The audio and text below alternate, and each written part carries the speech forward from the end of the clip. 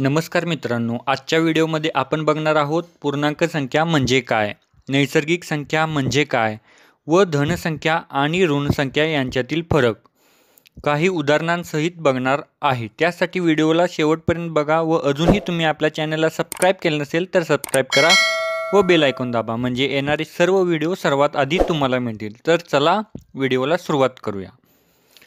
नैसर्गिक संख्या म्हणजे काय, तर 1, 2, 3, 4, 5, 6 अशा असंख्य संख्यांना नैसर्गिक संख्या असे म्हणतात।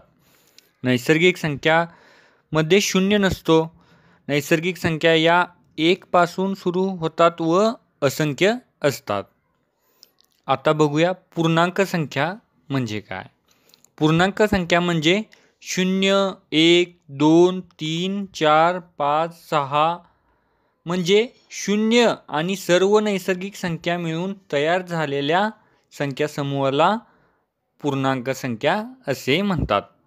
आता बघू धन व ऋण संख्या। धन म्हणजे अधिक व ऋण म्हणजे वजा। ज्या संख्येपुढे ऋण चिन्ह असते ती ऋण संख्या व ज्या संख्येपुढे धन चिन्ह असते ती धनसंख्या। धनसंख्येपुढे अधिक हे चिन्ह लावले नाही तरी चालते, म्हणजे ज्या संख्येपुढे कोणतेही चिन्ह नसते ती सुद्धा धनसंख्याच असते। तर ऋण संख्येपुढे वजा हे चिन्ह लावावेच लागते। तर हा आहे शून्य।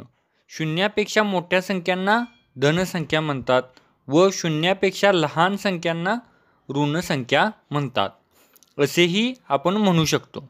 तर शून्यानंतर येतो 1, त्यानंतर 2, त्यानंतर 3 असे अंक वाढत जातात। पण शून्यापेक्षा लहान संख्या म्हणजे ऋणसंख्या। शून्यापेक्षा लहान काय, तर ऋण 1, ऋण 2, त्यापेक्षा लहान ऋण 3, त्यापेक्षाही लहान ऋण 4 असे जेवढे आपण डावीकडे जाऊ तेवढी संख्या लहान होत जाईल। तुम्ही मला सांगा, धन 1 व ऋण 3 यांच्यामध्ये कोणती मोठी संख्या व कोणती लहान संख्या?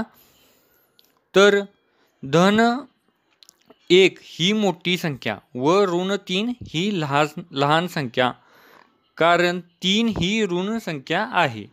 आता सांगा, ऋण 1 व ऋण 4 यामधील कोणती मोठी संख्या? तर ऋण 1 ही मोठी संख्या आहे व ऋण 4 ही छोटी संख्या आहे। समजा समुद्र सपाटीला आपण 0 मानले, तर जसजसे आपण वरती जाऊ तसतसे आपण धन उंचीवर जाऊ व समुद्र सपाटीपासून जसजसे खाली जाऊ तसतसे आपण शून्यापेक्षा कमी अंतरावर जाऊ। आता आपण काही उदाहरण बघूया। खालील संख्यांचे ऋणसंख्या व धनसंख्या असे वर्गीकरण करा। तर मगाशी सांगितल्याप्रमाणे ऋणसंख्येला वजा हे चिन्ह असते व धनसंख्येला अधिक हे चिन्ह असते, किंवा चिन्ह नसलेली संख्यासुद्धा धनसंख्याच असते। म्हणजे -5, -2, -49, -37, -25, -4, -12 या ऋणसंख्या आहेत व +4, 7, +26, 19, +8, 5 व 27 या धनसंख्या आहेत। आता बघू, खाली काही शहरांचे तापमान दिले आहे। चिन्हांचा वापर करून त्यांचे लेखन करा। आता याच्यामध्ये बघा, स्थान दिले शिमला, लेह, दिल्ली, नागपूर व तापमान दिले 0, शिमलाचे तापमान दिले 0 अंशाच्या खाली 7 अंश, लेहचं तापमान दिले 0 अंशाच्या खाली 12 अंश, दिल्लीचे तापमान दिले 0 अंशाच्या वरती 22 अंश सेल्सिअस व नागपूरचे तापमान दिले 0 अंशाच्या वरती 31 अंश सेल्सिअस। मगाशी सांगितल्याप्रमाणे शून्याच्या खाली म्हणजे शून्यापेक्षा कमी म्हणजे शिमला 0° खाली 7° म्हणजे -7°C. लेह 0° खाली 12° म्हणजे -12°C. दिल्ली 0° वर 22°C म्हणजे +22°C. नागपूर 0° वर 31°C म्हणजे +31°C. आता दुसरा प्रश्न बघू. खालील उदाहरणातील संख्या चिन्हांचा उपयोग करून लिहा. एक पाणबुडी समुद्र सपाटीपासून 512 मीटर अंतर खोलीवर आहे. आता इथं काय सांगितलंय बघा. इथं आपण 512 मीटर खाली आहे म्हणजे समुद्र सपाटीला आपण 0 मानतो व 0पेक्षा खाली म्हणजे 512 मीटरवरती खाली आहे म्हणजे -512 मीटर. आता दुसरा प्रश्न बघूया. जमिनीपासून 120 मीटर अंतरावर उडणारा पतंग. इथं आपण जमिनीला 0 मानले व जमिनीपासून 120 मीटर वरती पतंग उडतो म्हणजे +120 मीटर. आता आपण बघू पूर्णांक संख्याची बेरीज व वजाबाकी किंवा धन व ऋण संख्यांची वजाबाकी कशी करायची. इथं 8 + 6. इथं दोन्ही संख्याची चिन्हे समान आहेत म्हणून 8 + 6 बरोबर 8 नंतर 9, 10, 11, 12, 13, 14 म्हणजे 14. त्यानंतर दुसरा प्रश्न 9 + ऋण 3. इथं 9 ही धनसंख्या आहे व ऋण 3 ही ऋण संख्या आहे म्हणजे इथे वजाबाकी होईल व उत्तर येईल 9तून 3 जाईल व 6 हे उत्तर येईल. अशा वेळी नेहमी मोठ्या संख्येचे चिन्ह द्यायचं. इथं 9 ही मोठी संख्या आहे व ती धन संख्या आहे म्हणून 6 हे उत्तर असेल. आता तिसरा प्रश्न बघू. 5 + ऋण 6. इथं लक्ष द्या दोन्ही संख्यांची चिन्हे वेगळी आहेत व ऋण संख्या मोठी आहे म्हणून मोठ्या संख्येतून छोटी संख्या वजा करायची व मोठ्या संख्येचे चिन्ह द्यायचे म्हणजे 6 - 5 बरोबर 1 व मोठ्या संख्येचे चिन्ह वजा आहे म्हणून -1. तर चौथा प्रश्न ऋण 7 + 2 बरोबर ऋण 5 कारण मोठ्या संख्येचं चिन्ह हे वजा आहे. पाचवा प्रश्न ऋण 8 + 0 तर उत्तर येईल ऋण 8. सहावा प्रश्न ऋण 5 + ऋण 2. इथं बघा इथं दोन्ही संख्या ऋण आहेत.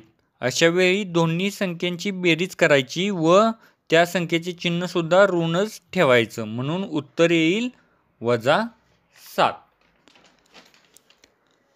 आता इयत्ता 6वीचा सराव संच पहिल्यामध्ये एक सारणी पूर्ण करायची आहे.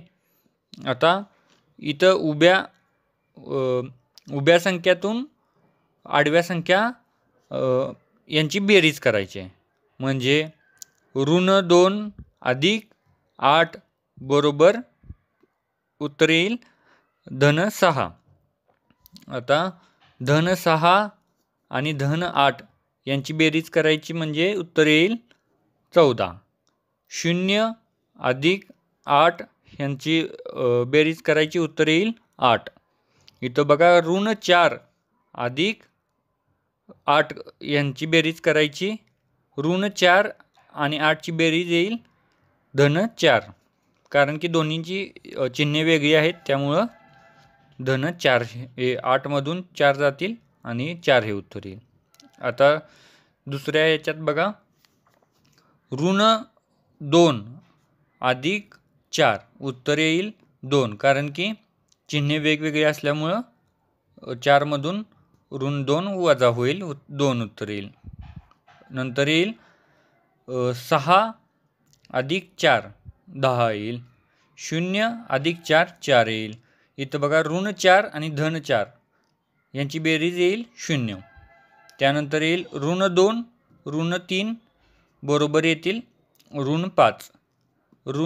धन 6 आणि ऋण 3 उत्तर येईल 3. 0 आणि ऋण 3चं उत्तर येईल ऋण 3. ऋण 4 आणि ऋण 3चं बेरीज येईल ऋण 7. आणि ऋण 2 ऋण 5चे बेरीज येईल ऋण 7. धन 6 आणि ऋण 5 यांचे बेरीज येईल 1. 0 आणि ऋण 5ची बेरीज येईल 5. ऋण 4 आणि ऋण 5 यांची बेरीज येईल ऋण 9. आता आपण बघू विरुद्ध संख्या. शून्याच्या उजव्या बाजूला जी संख्या आहे तेवढ्याच अंतरावर जी डाव्या बाजूला संख्या असेल त्या एकमेकांच्या विरुद्ध संख्या असतील. म्हणजे 1ची विरुद्ध संख्या -1, 2ची विरुद्ध संख्या -2. आता आपण एक उदाहरण बघूया. संख्यांची विरुद्ध संख्या लिहा. म्हणजे अधिक 47ची विरुद्ध संख्या येईल -47. अधिक 52ची विरुद्ध संख्या येईल -52. ऋण 33ची विरुद्ध संख्या येईल धन 33. ऋण 84ची विरुद्ध संख्या येईल धन 84. ऋण 21ची विरुद्ध संख्या येईल धन 21. धन 16ची विरुद्ध संख्या येईल ऋण 16. आणि ऋण 26ची विरुद्ध संख्या येईल धन 26. आणि धन 80ची विरुद्ध संख्या येईल ऋण 80. आता आपण बघू पूर्णांक संख्येचा लहान मोठेपणा कसा बघायचा. मगाशी मी काय सांगितलं की ऋण संख्या ह्या धनसंख्येपेक्षा लहान असतात.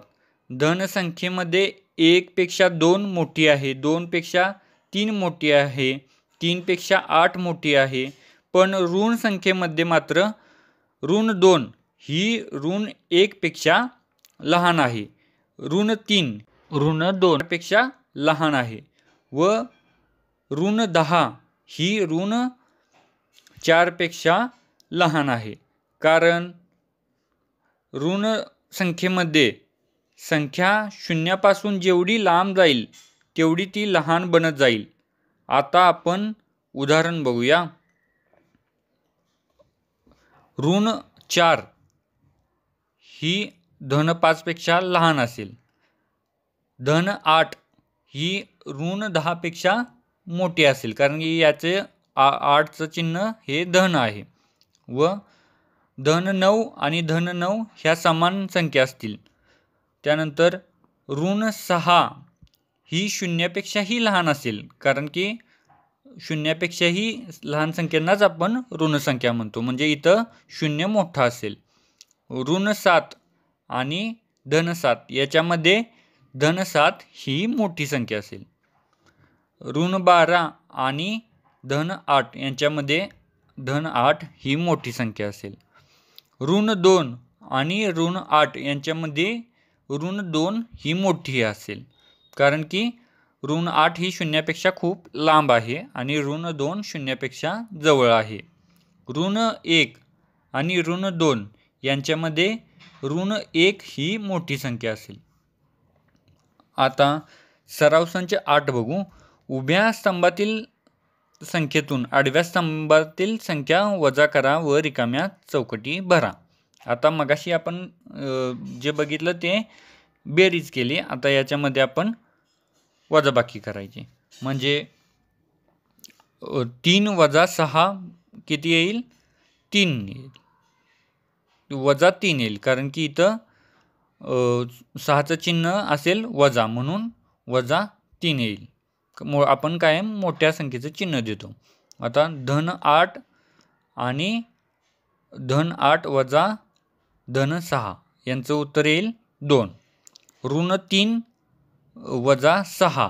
आता इथं दोन्ही संख्येचे चिन्ह ऋण असल्यामुळं इथं आपल्याला बेरीज करावी लागेल व चिन्ह ऋण येईल, म्हणजे वजा 9. त्यानंतर ऋण 2 वजा 6. आता इथं पण दोन्ही संख्येचे चिन्ह वजा असल्यामुळे आपल्याला बेरीज करावी लागेल व चिन्ह येईल वजा, म्हणजे -8. मित्रांनो, पुढच्या व्हिडिओमध्ये आपण बघू अपूर्णांकावरील क्रिया.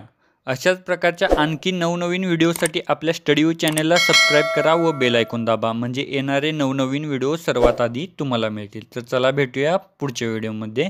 धन्यवाद.